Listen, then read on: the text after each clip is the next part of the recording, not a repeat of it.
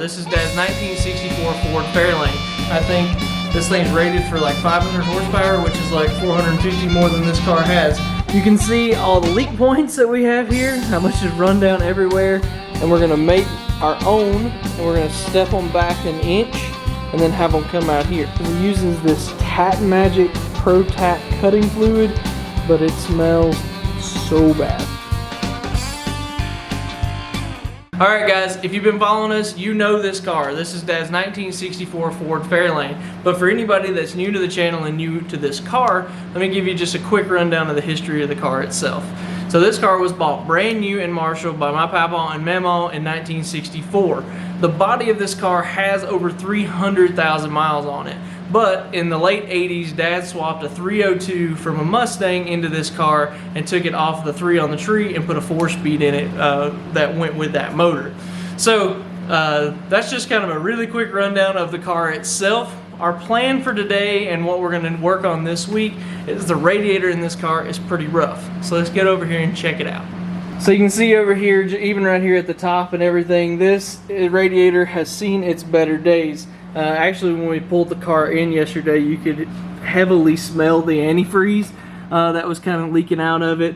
So this is potentially the stock radiator, or there was maybe a radiator put in it at some point before Dad did the engine swap. But this radiator itself has been in here for over 40 years, or almost 40 years since the engine swap, so 30 some years since the engine swap. So it's definitely time to upgrade it.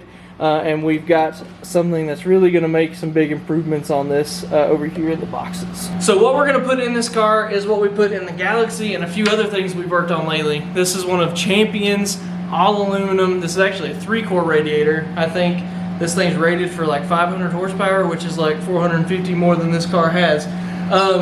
So this should work really well for what we're trying to do with it. This is supposed to be a direct bolt-on for this. We went and checked on the Fairlane radiators. There is an option for the bottom outlet on the radiator. If I remember right, I'm trying to make sure I say this right, but the upper one was fixed, but you had the option to pick it for the driver's side or the passenger side here.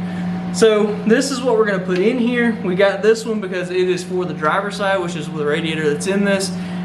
We might need to look into some new hoses potentially. But anyway, so that's if this was the stock radiator that was in the car, that should be pretty easy to get a hold of. This radiator also has inputs for transmission cooler, but of course not used on this car because of the 4-speed, but it has the potential to do it if you needed it for your car, if it's an automatic. And the other thing that we're going to do, we're going to pull the mechanical fan that's on this car. It's fully mechanical. It's not a clutch type fan. Pull it off and put one of our small electric fans on this thing. I know there's a big debate in the world on mechanical versus electric fans and which is better and which is more reliable and all of those things. I have seen it, I've made memes about it, and I've heard all the comments about it. We've had really good luck out of these small fans. You put these on a good relay, and you put these fans in there, and you put it on a good sensor that's in the intake, right into the coolant. You do all that, we've had really good luck out of them. I've put these fans and this radiator on the 1976 Jimmy that I had. I've got these fans on my 86 C10 truck. We didn't have to put a radiator in that truck at this point. On the Galaxy we did the same thing. Small fan in that same configuration. So we've had a lot of good luck with this. If you guys don't know, you can always go check out Engine Masters. They did a whole episode about the draw, the parasitic draw that a fan has on it. And there's somewhere in the region of 20 to 30 horsepower draw on a fully mechanical fan. This takes all of that off of the engine. And like I said, with this thing, we need all the help we can get. All right, before we start draining the radiator, what we're gonna do, since we gotta change the fan anyway, we're gonna pull this belt off, pull the fan and that big spacer off, give ourselves a little room to work here. So this got this idler on it. Dad's gonna do that. And go ahead and pull that off.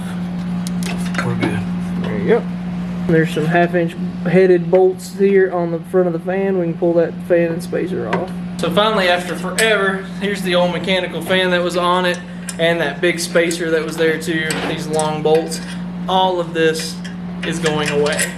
So, all right, I've got a milk crate here with a big bucket on this. That reminded me that there is a drain on this radiator. and we'll use that. Now the only thing we have left is to pull the 4 bolts out of it. It's actually kind of tricky. It's got 4 bolts on the radiator here, and it's got those kind of those big threaded insert deals like we use on the 55 truck on the radiator cradle, which is great because we'll be able to reuse those on the new one because it has tabs all along the back side, or along down the sides of it, that those will clip into. So we did realize after we got it out, this thing's got a transmission cooler in it. So this radiator has definitely been replaced, but it's probably the only one that's ever been in the car though, other than the stock one itself. You can see all the leak points that we have here, how much is run down everywhere. So that's why this radiator is going away altogether. But these clips here, I can pull those off, and like I said, they should just clip right back into our new radiator, which is going to make this really easy to install. But before we do that, we need to go ahead and get the shroud, the holes drilled in the shroud for the fan, and then get the shroud and fan mounted up to the radiator before we drop it in place in the car. Way better to do that out here on the bench. Alright, we've got all this over here kind of out and together. We laid the shroud up here on the radiator. The radiator has some holes here that allow us to mark this so we can put holes in the shroud and just bolt that straight to the radiator. And then we laid our fan up here, got it squared up in the hole in the shroud, and Dad's marking that as well. What we'll probably do, we'll just have to look and see. We might put threaded inserts in this. That's usually what we try and do, so we can take the fan off without pulling the radiator if we needed to. We'll just have to see if it's going to get into the radiator is the only thing. But so that's all. This is marked. We'll drill the holes in the shroud, then we'll drill the holes for the fan and decide on what to do on either bolting it up or putting threaded inserts in.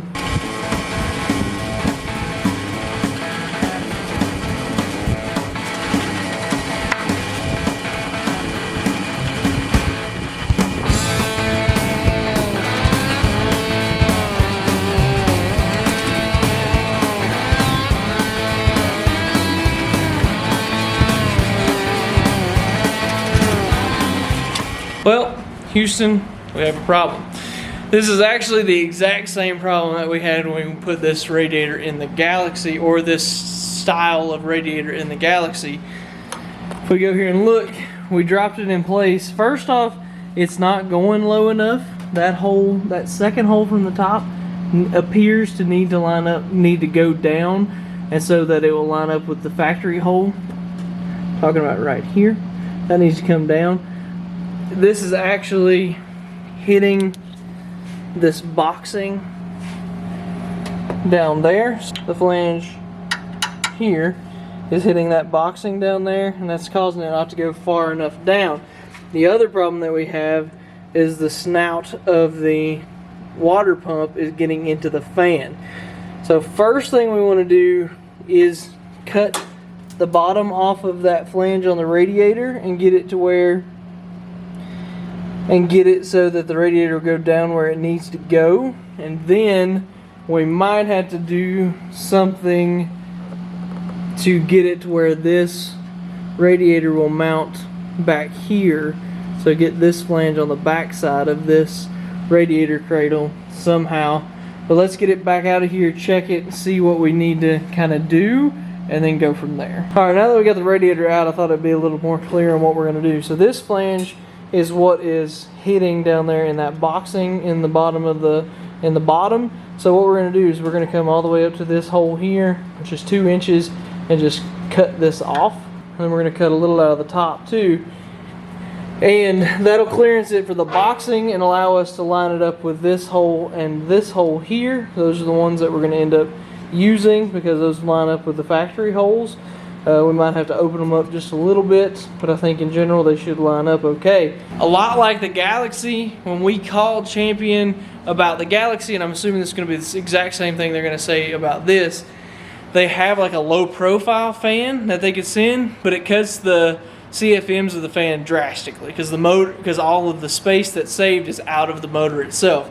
So we do want to do this work to get this to fit because this is a really good 3-core radiator and it's a really good fan, so it's actually worth it to make the modifications over trying to get around it by using a smaller fan, in our opinion. It's what we would do. You guys might call them and get the low profile and be fine and probably run fine. I mean, to be fair, the Radiator that was in it with a mechanical fan that didn't even have a shroud, it kept it cool. You know, we didn't have to worry about it. So I mean, as far as that goes, it would probably be fine, but we're gonna go through the effort to go ahead and get this thing put in this way. So Dad had a really good idea. Instead of cutting this out where it would take out the weld, he marked the line on the other side of the weld, and he's gonna drill a hole here, and that's gonna give us a good radius, and he can take and cut this out here and then just make a radius here in the corner of that, and it'll keep this weld here and on this and keep that supported that way.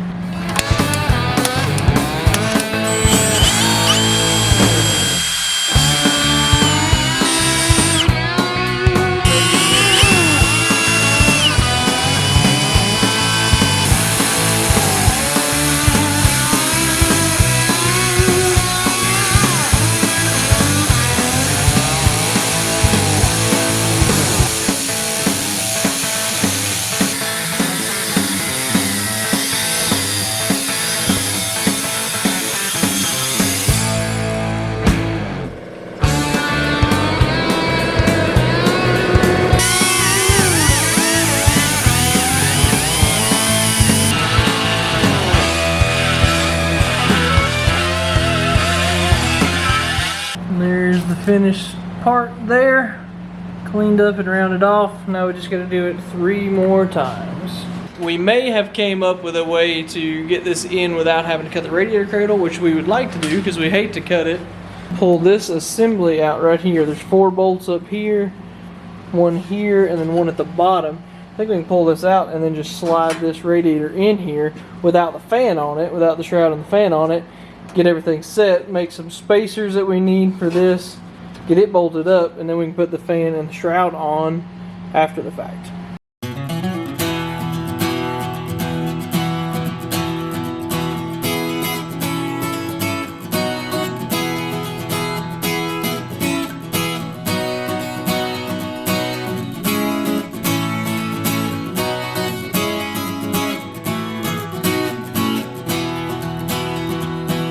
Alright, we pulled that center bar out. It didn't help us in any way. If you get this down here, the upper neck on the radiator can't clear the upper part of the radiator cradle. We do not want to cut this radiator cradle. The more we think about it, the more we don't want to do it. So, we got to looking at it and stared at it for a good while and tried to figure out exactly the best way to go about it. And what we're going to do is we're going to cut this flange here off, all of it, and we're going to make our own, and we're going to step them back 1 inch and then have them come out here. So they'll be, we'll take an L, we'll make an L piece of aluminum that'll come back this way and then come out here, and it's going to set our depth where we want it, and it'll allow us to drill our holes where we need it to make sure that they line up so we can set the height of the radiator exactly how we want it. So that's the best and easiest way that we have figured out how to do it.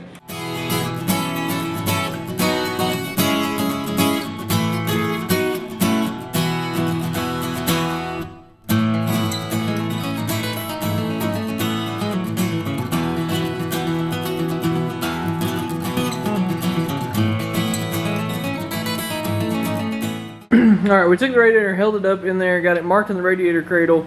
You can actually see, for us to get this back, it touches down here at the bottom of the radiator cradle. So these tabs are going to end up mounted on a bit of angle, and that's going to get the radiator set and flush. The radiator cradle is setting kind of at an angle like this, kind of at the same angle as the motor. So this is actually going to get the radiator going basically straight up and down, which is fine. And we got this to where when we mount our strips like this, so we can hold it like that. He's going to put us some tacks in there. We've got our height set and all of that. So when we do that, we can take these in here, set the radiator in there, and decide on exactly where we want to drill the holes. And we'll make sure that when we did our mock-up, we basically set the radiator down there on the bottom and all the way in. Then we took our lines, and once we transferred them, we moved them out and up a little, so it shouldn't be touching anything at the point when we mount it up. Alright, we got our flanges welded on. I was having to hold it, so I wasn't able to really video very well, to be honest, but there they are. So you see, we got an angle on the brackets here, and we went ahead and drilled our holes here. Instead of having any of these like clips like this or any threaded inserts, just because we want to give ourselves a little bit of extra room, we're just going to bolt this up with just your regular old bolts and washers and lock nuts and get this thing locked down and in place, and keep us from having to make sure everything's really precise. If we use like a rib nut or a threaded insert, it had to be just dead on for it to line up right. And we don't have clips that are long enough in here to reach over this flange, so we're just going to use the regular old bolt washers and the lock nuts. Got this guy in here and dropped it in, and what we did, we actually put a washer and a nut back here on the back side of it to space it out, to clearance it from the radiator cradle up here, and that the way we did those flanges picked it up off the bottom of the radiator cradle down there. So we got clearance. This thing is free hanging here in the air, which is exactly what you want. You don't need that radiator in any sort of bind. So we're going to tighten these nuts up here, make sure that's good, and then we can lock these down. And basically how this will act is it'll just act like studs. So when these get locked in, they don't need to go anywhere. They can stay there. If we ever need to pull the radiator out, you take this one nut off and you can set the whole radiator out. The other thing, these are not tight yet, so it's probably going to move back a little more, but you can see right there we have the clearance on our fan and our water pump. It's not a lot, but it's definitely enough, we believe. So I would say this is at least as much as I have on the front of the Galaxy, so we should be set on that. So we're going to tighten all this stuff down, make sure we have everything clearanced good, not touching anything, and then we can go ahead and keep moving forward. Alright, it wasn't hardly a bolt-in kind of thing, but we've got it done. I already showed you guys how everything finished up, but I wanted to just show it again. Everything's bolted up now. A little bit better view on these nuts and bolts there. So you can see the spacer for the washer, spacer for the nut, into the nylon on the lock nuts, and the fan is bolted up, and we've got all this clearance right there on the water pump and the fan. So all of this is wrapped up. This looks really, really good. Like I said, it wasn't hardly just a bolt-in for this deal. They do make a accessory drive kit that you can put a short water pump on these 302 motors. At some point we may do that, but we hate to do it right now because water pump doesn't leak, alternators work and everything, so we hate to spend all the money to do that right now, because I think it's about a $700 kit if you buy the alternator and the water pump with the kit and everything. For now, I think this is good. We're still going to replace all these heater hoses and all this while the fluid's out of it, and then put some fresh antifreeze in it. One last thing that we need to do before we move forward, or before we finish up the radiator install, is we need to go ahead and get a fan switch installed somewhere so that we can power the fans. That fan has to have a specific switch in there that turns on and off at a certain temperature. And what we have decided to do is we got this guy right here, which is a 3/8 pipe thread switch is what this guy is. And what we're going to do is we're actually going to drill and tap the thermostat housing that's in this car. And you can see Dad has already started on this. So right here is the thermostat housing. It already had this blank spot cast into the top of it. So he's drilling she's center drilling this. Looks like he's moved it out a little to make sure he clears the thermostat. Well, the thermostat it don't stick through much, but I was trying to give it as much clearance as I can. Right. So I moved it. I did cheat toward the front just a little bit, but I've got plenty of room to drill and tap it. Yes. So because of that, because of the nub that sticks through the thermostat, like he was saying, he wanted to make sure that he gave plenty of clearance for this. That's going to be sticking through something like this. This should be a really good place to get it from. It'll get us a good ground and everything. So we're tapping this to this 3/8 18. This is a pipe thread, which means it's a tapered thread. It's important on these sending units like this to, if you put any sort of like Teflon tape on these, to only put maybe one, maybe two wraps tops on this, because the actual ground for these sending units is made through contact with the threads to whatever it's threaded into. So that's why most of these fittings like this are a pipe thread like that tapered thread. The other thing that we're doing here while Dad taps that is he uses this Tap Magic Pro Tap cutting fluid. Stuff works super well on keeping the threads lubricated while it's cutting. but it smells so bad. It smells so bad, but it works very, very well.